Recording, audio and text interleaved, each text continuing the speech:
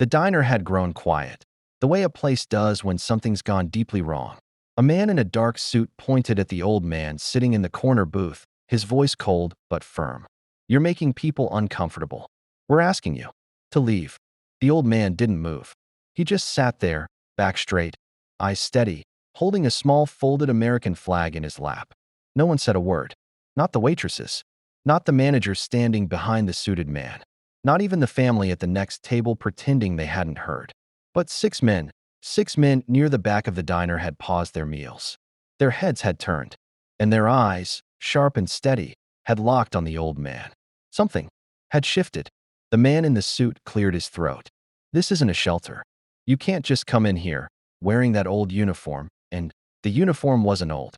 It was well kept, clean, pressed, and on his chest, tucked just beneath his heart, were rows of medals, earned, not bought.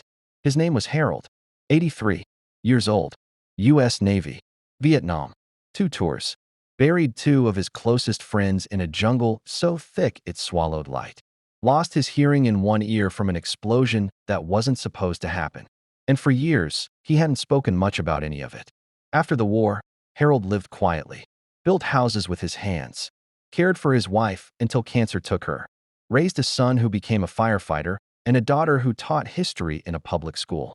He never asked for anything. But today was different. Today marked 50 years since his best friend died in his arms, whispering a single word: home. So Harold had dressed in full uniform.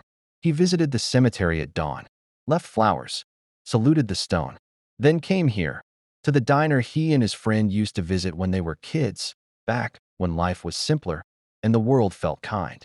He ordered coffee, black, and sat quietly until the man in the suit made him feel like he didn't belong. The silence grew heavier.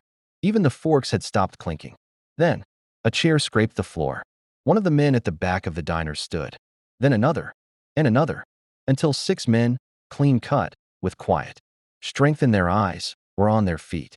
One of them stepped forward and nodded toward the manager.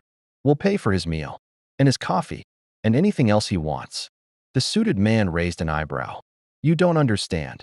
Another man, younger, arms crossed, stepped beside the first. "No, you don't understand. That man didn't serve so you could humiliate him in front of strangers. He belongs here more than anyone." It wasn't loud. It wasn't angry.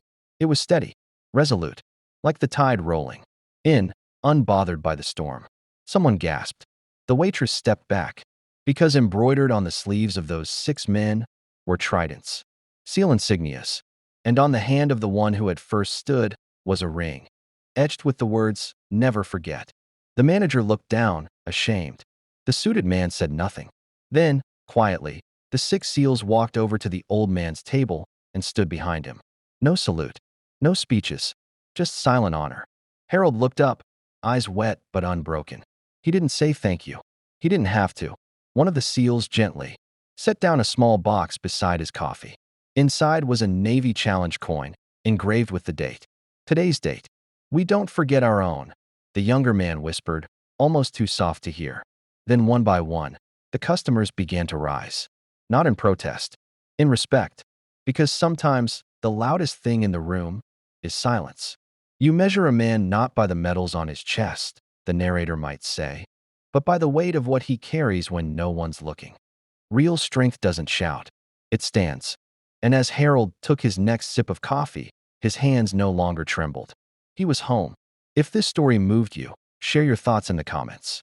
Let us know where you're watching from, and subscribe for more stories that honor those who quietly carry the world. Because sometimes the smallest table holds the greatest hero.